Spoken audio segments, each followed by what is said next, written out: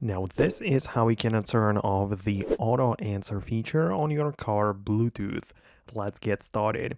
So on your iPhone, you need to, of course, open up the settings app and from the options, scroll through and find what's called accessibility. So this is what it looks like. Then navigate to the touch section. So just click on this.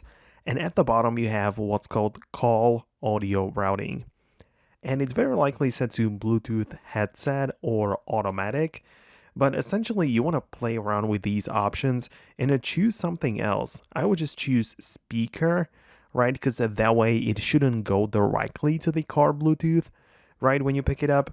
So it kind of depends, but if you have it set on automatic and it doesn't work out for you, this is where you can change it, right? So speaker is likely going to be the option which will stop it going to your car's Bluetooth system. So just check it out.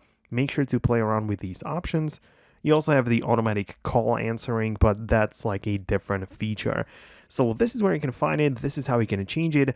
Test it out. See what option works the best for you. And I'm going to wrap up the video right now. Let me know below in the comments if you found this video helpful. Most definitely subscribe for more guides, and I'll see you later.